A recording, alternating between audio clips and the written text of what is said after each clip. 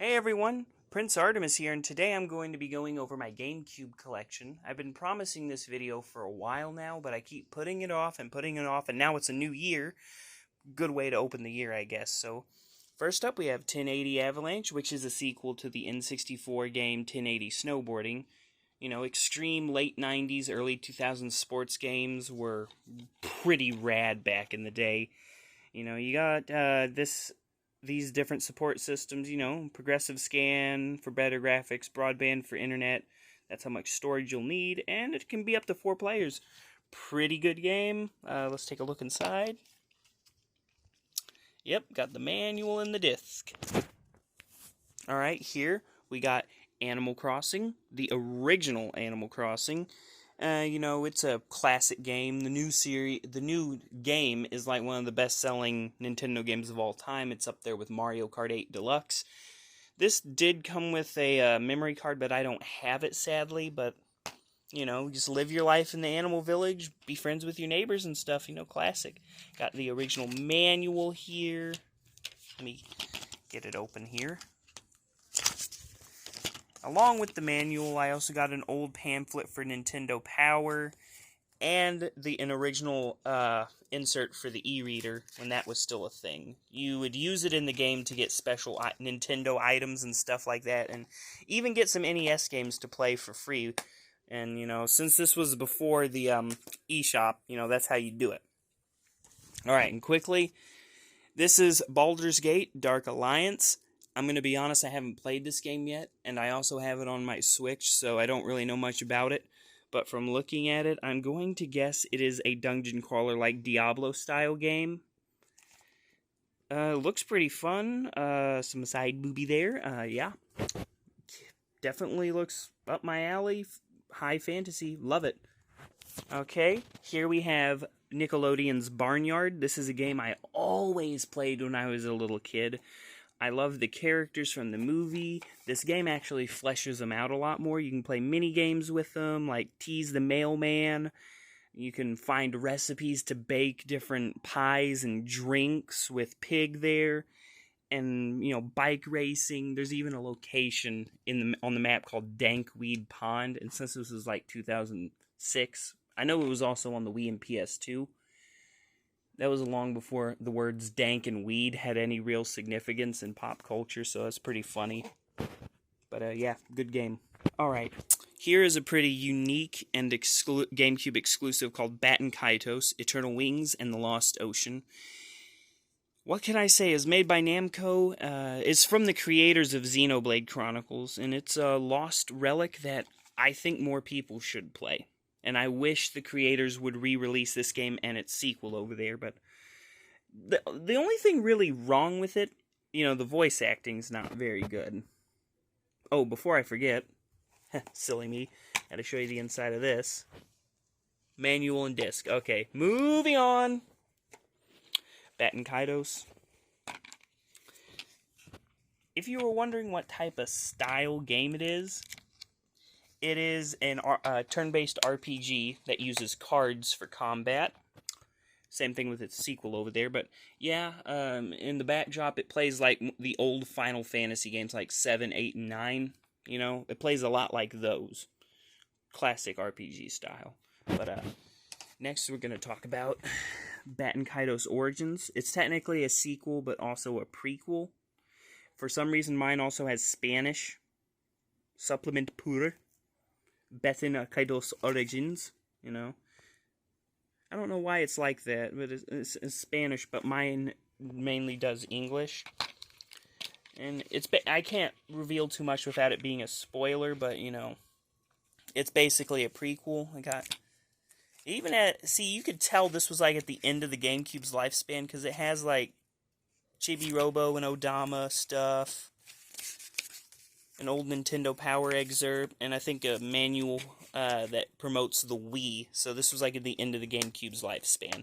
Probably wondering why there are 2 discs. A bunch of my games are like that is because at the time, the GameCube wanted to use these smaller discs to prevent pirating, but sadly the smaller discs could not really hold as much data. Alright, I'm going to get this one out of the way. I got Battalion Wars here. I haven't gotten a chance to get a good case for it.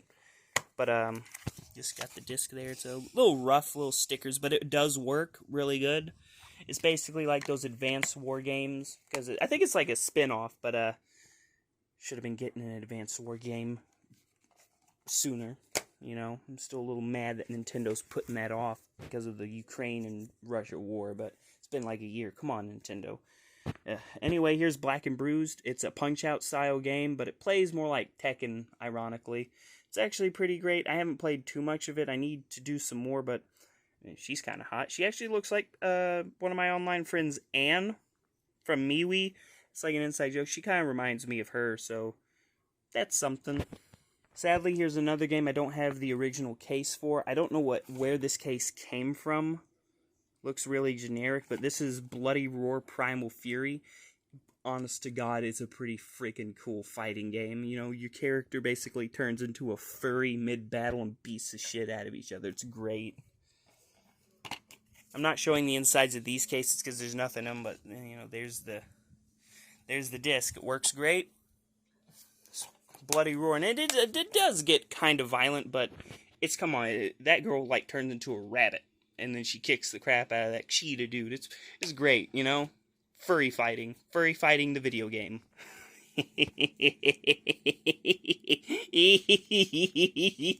Oh, here's one of my favorites. BMX Triple X from Acclaim. This was originally supposed to be like, you know, one of their other BMX games, but, they wanted to go dirty to try and sell more money. It kind of worked. It kind of worked. I'm going to show the inside of this, because it comes with like a... Look, it comes with a poster. See? Oh, hang on. It comes with a poster, you know, like a map of the town you ride in. And sorry, it's hard to do with one hand. It comes with that poster, too. Mine came with everything, so that's something. So, you know, you just go through the manual, and it has all sorts of dirty stuff in it, you know. Even got like this postcard you could send in back in the day, all sorts of stuff. There is an Easter egg with this, however. If you take the cover out of the case, like so, you're greeted with that. Acclaim, you naughty, naughty developers. Another cool thing with this game is that the GameCube and the Xbox versions are completely uncensored. Your character can be topless and, you know, all that stuff. And there's videos of strippers in the game, too. So that's a good little reward. The PS2 version doesn't have that. So screw you, PlayStation. Alright, here we got a really good racing series. We got the original Burnout on the GameCube. I haven't played too much of this one either. But I have played enough to know it's actually a pretty fun racing game. You get rewarded for crashing into stuff. I mean, what more do I need to say? It rewards you for being a dumbass driver. I love it. Alright, and for all of the normal fighting game fans, here's Capcom vs. SNK 2 EO. It's honestly a pretty great game. You can even make it to where simple, like, flicks of the C button will do incredibly advanced combos. A lot of normal fighting game fans don't like that, but it makes it more accessible to people like me, so great game. Didn't cost too much either, so I recommend it if you love either Capcom or SNK. And yes, my Shiranu is there and her boobies are hanging out. It's great. It's a grand old time. They're flopping all over the place. Alright, here's Crazy Taxi. I know it was one of the launch games on the GameCube. Basically, a taxi, driving around and picking people up and dropping them off where they are, or where they need to go. But you gotta be really, really fast about it, because, you know, people, you know, they gotta go, you know? So, I got this, and, you know, game, manual, great. Crazy Taxi is like also an arcade-style game, and the graphics are pretty good for a game that was released in its time. Okay, I hate this, but I have Custom Robo here, but I don't have the original case, unfortunately. So, Custom Robo is a, you know, an action RPG where you get to control your own robots you get to build. And, you know, it's like a, you know, fight, you know, like an arena battler. It's pretty great. Okay, I'm going to be completely honest here. I know nothing about Dead to Rights. I just got it because I know a couple YouTubers recommended it. And, you know, at the time, you know, it seemed like a pretty good deal. I haven't played it yet, but it looks pretty good. Alright, here we got a really good one. Another game that has Spanish, but it's Donkey Konga. You know, it's a rhythm game. But in order to really, really appreciate the game, you have to have the bongos. And, well, recently your boy Artemis made the call and bought the bongos himself. I'm not going to get them out right now because they're still in the box. But if I ever want to play, I got the equipment to do it. You know, like, bum, bum, bum, bum, bum, bum, bum, bum, bum, you know. Alright, here we got Dinotopia, the Sunset Odyssey, which I believe was based on a couple books from the 90s. It's like a land where you're this dude looking for the Sunstone, I guess. I haven't played it that much, but you get to fight dinosaurs, and it's kind of like an open-world RPG. It's great, you know. And it supports progressive scan, so it'll look good, too. Okay, this is cool. The original Dragon Ball Z Budokai. Do I need to say more? It is the original 3D Dragon Ball fighting game. I had this since I was a little kid, but I have never beaten it to completion. But it's a great game. It has everything in it. 3D fighting with Dragon Ball characters. It only goes up to the Cell Saga, though. If I get Budokai 2, though, I know that it goes up to the Buu Saga, thankfully. I wish they put Budokai 3 on the GameCube, but oh well. Okay. Raise your hand if you knew there was a Shrek fighting game. Me neither. Anyway, this is like an arena-style fighting game where up to 4 players can play. If it will focus, there you go, simultaneously. You know, it's Arena Fighter. I think it only covers characters from Shrek 1 and 2. But, it's honestly a pretty fun game. And there's even a competitive scene for it to this day. And they are crazy loyal for this game. It's pretty fun. I recommend it. Alright, here's a game I've had ever since I was like 10. But Ed, Edd n Eddy, The Misadventures.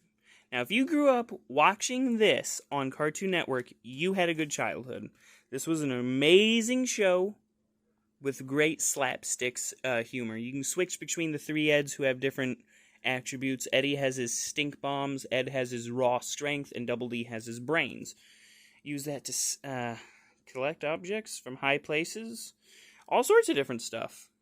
Yeah, check out how much I got that for. Now, you go look up this game right now and tell me how much you would get for it. Because I can guarantee you, not with that. For some reason, they also had it labeled as PlayStation 2, but obviously it's not PlayStation 2. And maybe that's why it was so cheap, because they thought it was the PS2 copy. Oh well, I made a deal. Okay, real talk. Eternal Darkness Sanity's Requiem. This is one of the best games on the entire console. And what more is there to say about this game? It's like if the original Resident Evil was on steroids. Okay? It's like the original Resident Evil is on steroids, and it wants to mess with your perception.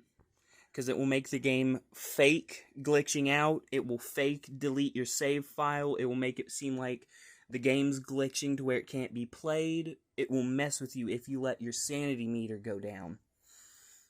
That's pretty brilliant. And for the time, that was unheard of. This game is groundbreaking, and it should have sold better because sadly, let me look for the company name. Oh, Silicon Knights, sadly, went out of business. I think they have another game up here I'll get to later, but it's unfortunate. I wish this game would have sold better so we could get more like this. We need more games like this these days. Alright, here we have Fight Night Round 2.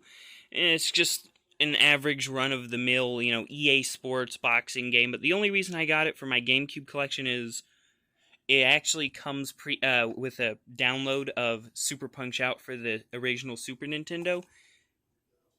You know. And this version also includes, you know, it includes the game, and you can also get the Super Nintendo version of Little Mac as an unlockable boxer. So cool, I guess. Alright, I don't know a lot about this one except for the bare basics, but GameCube, well, it's not exclusive anymore, but Final Fantasy Crystal Chronicles was when Square Enix finally said sorry to Nintendo after their whole falling out during the N64 days. And this is a game where you would need to link up your Game Boy Advance and play with friends, you know? Explore caves and do quests, defeat monsters, and gather resources, and it supports all of that. It's a great game. Let's open it up. I keep forgetting to do that, but oh well. But yeah, great game, and I can't wait to play it on my Switch too. Some people were saying this is the better version. I'll be the judge of that. Okay. Hot. Yeah, okay. Enough joking around, but this is my golden chalice, or holy grail of my collection right now. This is Fire Emblem Path of Radiance. Ooh, I'm scared to touch it. I paid too much. But, Fire Emblem, what can I say? It was underappreciated when it first released, and it took a long time. It took till 2012 for it to be taken seriously on the 3DS, but that's why this game is so expensive, is because at the time no one bought it. And it's a GameCube exclusive. Open it very... Yeah. Don't judge me. But yeah, Fire Emblem Path of Radiance, my good game. It's a tactical RPG. It's kind of underrated, but I definitely recommend it if you're looking for a good experience, you know? Good experience, great gameplay, everything about it.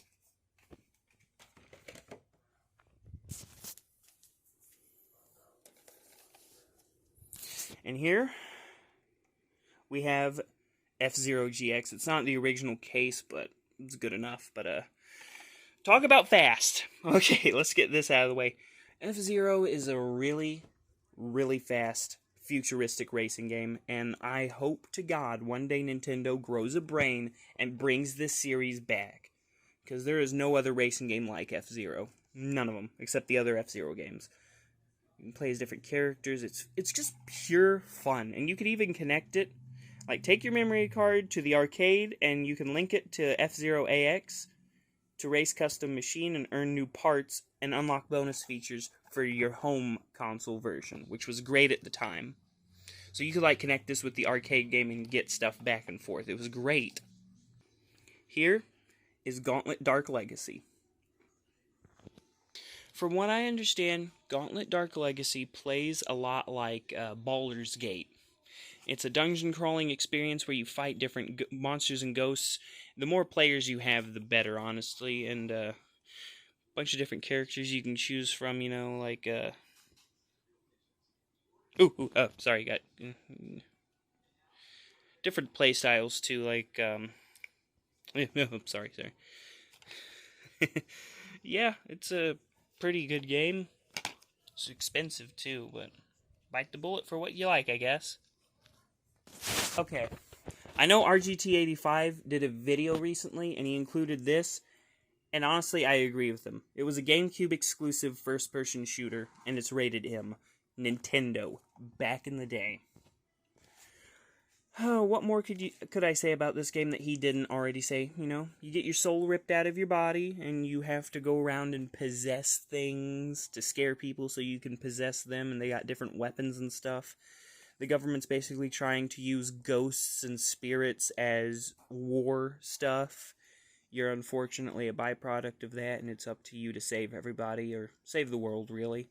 Because along with ghosts, there's also, demons and shit that you gotta deal with, and you're just a ghost, so they're not gonna like you. But, yeah, it's an underrated game. I think you should play it. It's a good first-person shooter, too.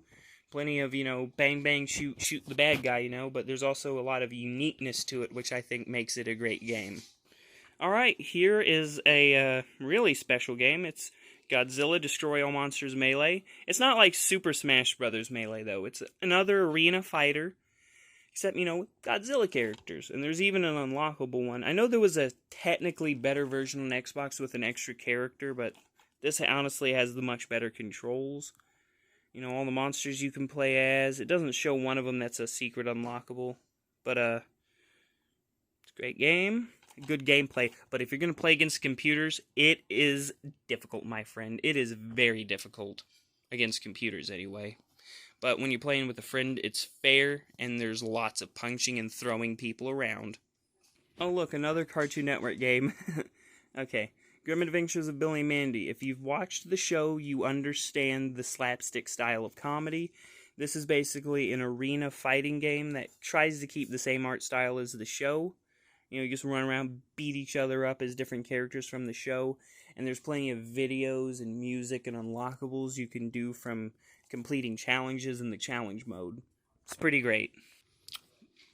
I don't know how to feel about this game because I've only played a little bit, but, Gun, it's a Western-style third-person shooter. So, it's basically, how should I put this nicely? It's kind of okay. I haven't played it too much, but it has Brad Dourif in as the main villain. So, you got Chucky and a grown man, cowboy's body trying to shoot you, so that's fun.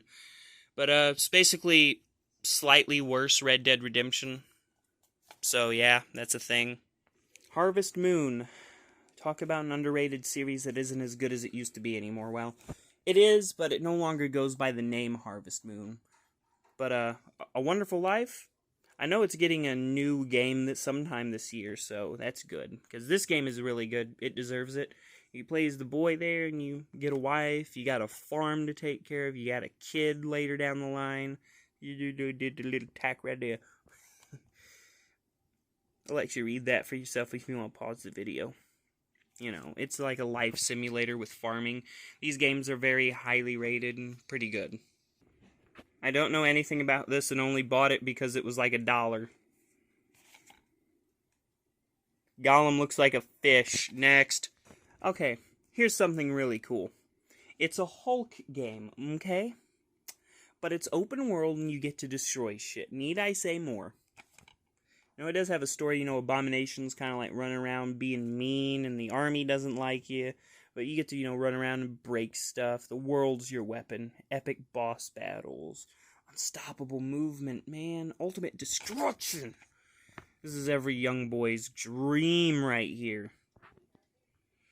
Hulk. Ultimate destruction. It's great, It's like Grand Theft Auto mods come to life. Okay.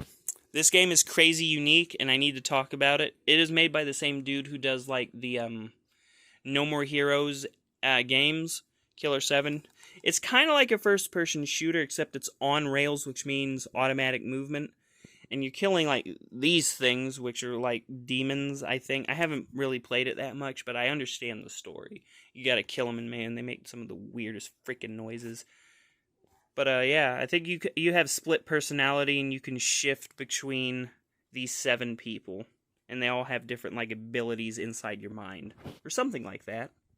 Kirby Air Ride. It's simplistic, but not boring, Oh boy, how do I explain Dissum? Let's open it up. I keep forgetting to do that with a lot of these games, but... Got the manual. Now, for Kirby Air Ride, you just gotta push one button, and that's the A button. Your A button controls everything. All you need is the joystick and the A button. You double tap A to go, you just hold A to stop, It's weird how they just make one button do so much, but I love it because of that. And also, the racing is buttery smooth. Alright, let's get this chunk out of the way. Alright, first up we got The Legend of Zelda 4 Swords. What can I say? It's a Zelda game where you got 4 different links, and you don't need to attach the Game Boy if you're playing by yourself. You don't need it, and you can just control all 4 of them at the same time. But I think all you could do is, 1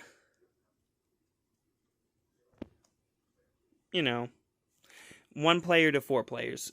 If you do 4 players, you need 4 Game Boy Advances and 4 Game Boy Advance link cables. And then you could each take control of Link and you fight hordes of enemies to go save Princess Zelda from Ganon and Vati and Dark Link. It's pretty great. And you also get to fight each other over gems, or the currency. It's not rupees, it's gems. So, yeah. Alright, here, I got my own custom case for this, but, this is The Legend of Zelda Ocarina of Time, the classic 1997 Game of the Year reborn on your Nintendo GameCube, plus a True Heroes Challenge. And what it means by that, this is the Ocarina of Time Master Quest bundle that you would get for pre-ordering Wind Waker. previously unreleased Master Quest. It's nothing special, I don't have anything inside, but it also does include sneak peeks of different games, like Wario World and F-Zero, and A Link to the Past before that came out on Game Boy Advance. It's great. So yeah, good collectible right there. Now here's the cool one. The Legend of Zelda Collector's Additional Promo Disc. It's not for resale, but who listens to that anymore? And it's basically a disc that contains The Legend of Zelda, Zelda 2: The Adventure of Link, Ocarina of Time, and Majora's Mask. And it also does include a playable demo of the Wind Waker, because this was, I think, a promotional disc you could get like on Nintendo Power and stuff. From Nintendo Power, buy it from select stores. Alright, here's Twilight Princess. It's just the disc in a custom case, so I'm not going to open it, but this is arguably my favorite Zelda game. It has the best graphics, and I think this is way better than the Wii version. They both look the same, but this one actually doesn't have forced motion controls that don't feel stilted. This feels natural like the Wii U version, and hopefully the future Switch version is. We've been saying there's going to be a Switch version for a long time, but who knows. But great game, great adventure, fantastic story, and memorable characters that definitely may show up on my Google search history, but we're not going to talk about that. Alright, and final Zelda game, The Legend of Zelda: The Wind Waker. True classic. This was one of the first games I ever played, like, ever, and it will always be a piece of my heart. I love this game. It just oozes personality, and the art style still holds up to this day. And if we peel back the manual, oh yeah, Nintendo Power. And this is something I noticed like a lot of Wii U, not Wii U, Wind Waker collectors don't have, is the little pamphlet for the Tingle Tuner and how it would work with the Game Boy Advance. Lost media, if I've ever seen it. But anyway, I remember when this game first came out, well, not really, because I was like 2, but I remember, just hearing like, ooh, these graphics are so cartoonish and for babies. Whee! Well, now it's one of the best Zelda games ever made, so how stupid do you feel now? I'm just going to talk about these two simultaneously. Lego Star Wars, the video game, and the original trilogy is basically these two would interact with each other, and you can take characters from this game and bring them into this. Like, all the characters, is basically the complete saga before the complete saga. These are two of the cheapest games on the GameCube, too, but well worth whatever price anyone asks you for them, because it's Lego Star Wars, come on! Alright, I know there's a sequel to this I need to get, but this basically is an EA game that's actually good. Shocker, I know. But, this game does have some really cool, like, special features that are behind the scenes of the game and the movie. See? Scenes from the Two Towers soundtrack from Fellowship of the Rings. Exclusive interviews. Lots of different stuff, like, it's amazing. Like, there are parts where it transitions from scenes from the movie to the game, and it's seamless. It's great. I love it. And the gameplay's actually pretty good, too. I recommend it. Now, as far as I know, I haven't played it yet. This doesn't follow a story from the movies, but it's like a fantasy RPG, in the world of Lord of the Rings, which I would love to play when I have the free time to. Definitely looks pretty cool. If it's like its own unique story, that's even better. Talk about these two simultaneously. The Lost Kingdom series was created by, well, the creators of Dark Souls. Now, let me see if it actually says it here. Oh, it's from Software, The creators of Dark Souls. This is what they did before that. GameCube exclusive, Lost Kingdoms, which is a card battling game like Bat and Kaitos right there. But, yeah. Lost Kingdoms it could get difficult at times, but, pretty good. It's underrated. It's actually pretty easy once you get the hang of it, though, but great game. As for Lost Kingdoms 2, it improved on everything the first game did. It's expensive, though, but, yeah, Lost Kingdoms 2, Great game, very underrated. Alright, here we have Luigi's Mansion. And it's the better version compared to the 3DS version, I can assure you. This was one of the launch titles for the GameCube. Great game, what can I say? I mean, Luigi's Mansion all the way, baby. It basically like Mario meets Ghostbusters, if you don't know. But definitely recommend it. It's a first-party Nintendo game. It's great. This is the best version, even though it's older. Okay, so why would I recommend Mario Kart Double Dash to people that are new to the series, even though it's old and there have been several games since? Well, double. There's 2 people to a cart. One drives, one throws items. It's a very unique gameplay style, and plus there are unique items that duos can use. You know, here are all the characters. Well, there is an unlockable set, and I'll just tell you who that is right now, because they don't show it here, but... Well, there's Mario and Luigi, and then there's everyone else. And then there's Petey Piranha and King Boo as a pair. So, that's pretty great. Up next, Mario Golf. Okay, I'm not gonna lie, I don't play this very much, and there's a couple unlockable characters that they don't show here, which I believe is Petey Piranha and Shadow Mario. Correct me if I'm wrong. But, yeah, it's honestly probably the best Mario Golf game. Next, Mario Power Tennis. Best Mario Tennis. I don't think we can argue with that. I mean, Mario Tennis Aces might be better. I don't know the secret characters though. Probably Shadow Mario again, Paratroopa maybe, who knows. Great games though. The only Mario Party I own, I want to get the other 3 but they're pricey. Mario Party 7. Probably not the best Mario Party, but certainly better to what came after. Ugh, I hate thinking of 8 and 9. Nasty. And our final game of this video is Mario Superstar Baseball. I'm glad they haven't made like a crappy new game. Like, the Wii game was probably better than this. But man, the computer characters will kick your ass if you do not know what you're doing. I tell you, it's like that with a lot of these sports games. The computer characters can just whip your butt with no difficulty. And there are tons of characters in this game. Like, when you're picking out your team and everything, there's side characters you can choose from to be on different bases. It's crazy. But, yeah. Tune in just a short while when I get part 2 ready. Because we just finished that shelf and we're going to do this one, and the rest of that one. So stay tuned for that. See you guys later. Bye.